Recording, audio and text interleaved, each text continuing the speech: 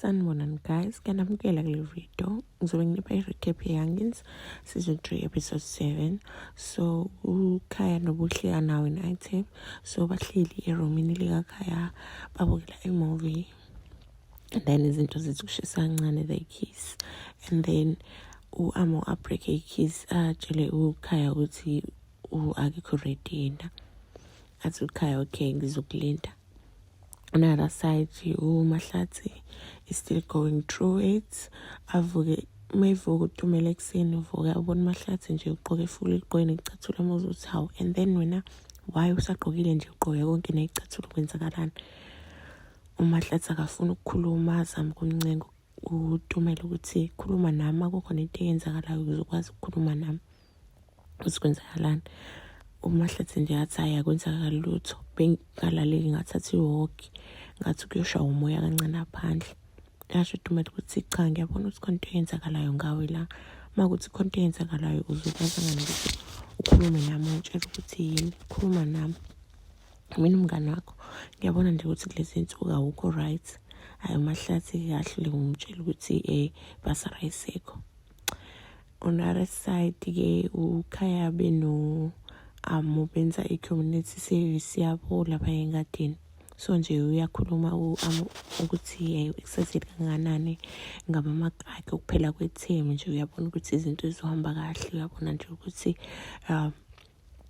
uzophasa yabo. Lapho uKhaya akalaleli lutho uyafa utswayi uloye nje umbuka nje phansi naphezulu uyambona nje ukuthi akekho la akhuluma akekho kulesikole akhuluma ngaso amuzana nokuthi uthini. And then uTumelo uzama ukuthola umuntu wakhe usifika kubheka so uyamfica ke lapha yana egroundini ejoga.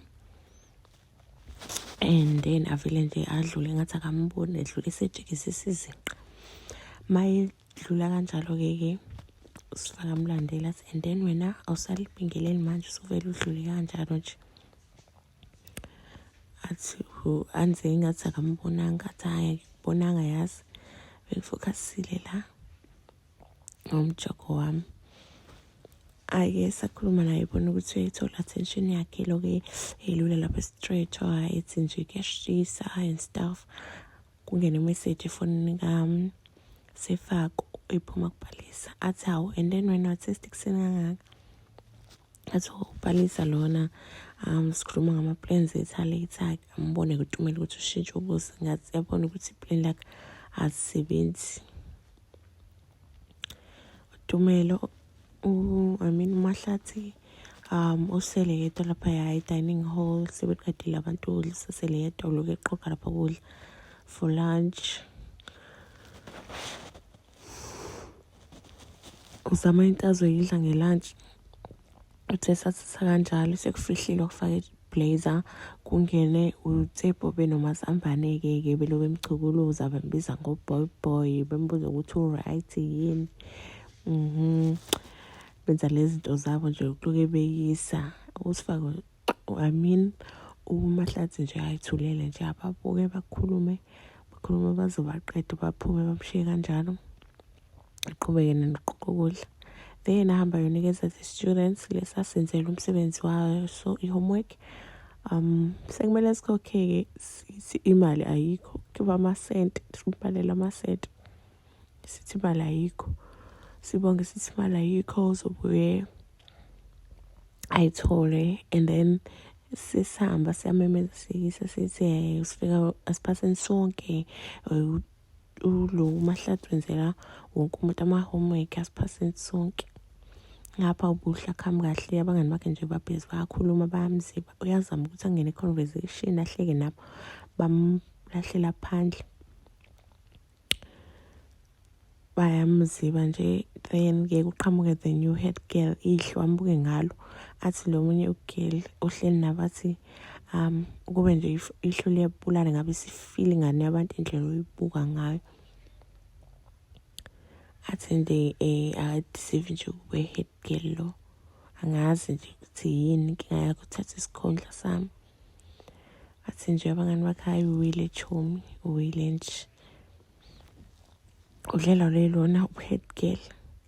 Mahlatse uziba amakhosama wakhe abamsethoma wakhe la imbuza khona ukuthi useready yini ukuthi ahambe Olifansi, usepakile yini, ufuna ukwazi ukuthi useqoqile zonke nezinto zakhe.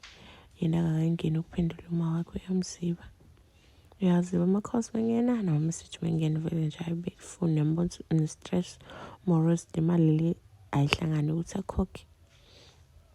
Balisana Sefako bayachetha lapha-ke Palisa mbuza ukuthi athina ama-sexual fantasy akhe Sefako-ke avele nje akhulume ngoTumelo wathi hayi izinto ayizenza kumina kanjani.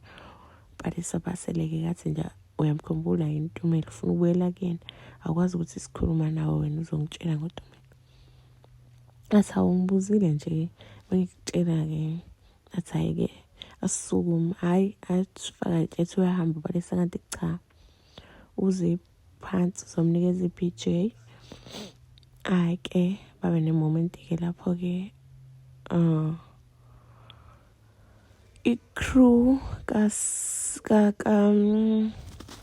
kaMazambane no Tsepo-ke iyakhuluma-ke about how umthetho kaDikleki ibafake enkingeni yakhona basikazi ngisho ukungena notshwala mabengena kuya-check-wa yabona badinga utshwala bona bazoya igaraji bayophuza khona ecar wash I mean. And then-ke lapho uhleli Mahlatsi ulalele athole i-idea ukuthi no man le mali ayifunayo le ungayithola ngokudayisa utshwala. Then uStumelo-ke akaqedi-ke imishini yakhe yokulandela uSefako ahamba egroundini yomuka laphaya kwi-practice lokho ememeza emchiyerishela laphayana.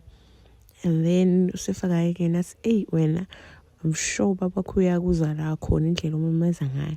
Athi nje some point ngangishayelwa kona lokumemeza lo asho Sefako was not my proudest moment. Bese khuluma kanjalo-ke uqhamuka uPalisa abuza ukuthi bakhuluma ngani. Sathi uyachaza uTumelo ethi hayi-ke la uSefako bese ngitshela ukuthi his biggest cheerleader kanjani athi avela amziba athi hayi okay aqhubeke nendaba-ke akhulume nomuntu wakhe-ke athi ahambe bayoqhubezela le nto abayiqalile emini bamshiye kanjalo uTumelo-ke. And then Mahlatse ahamba erumini-ke manje uyogala utshwala lo bafuna ukubudayisela uTsepo-ke manje kuyabona ukuthi imali izongena ngani. So yeah, that's the episode guys. See you on the next recap. Thank you.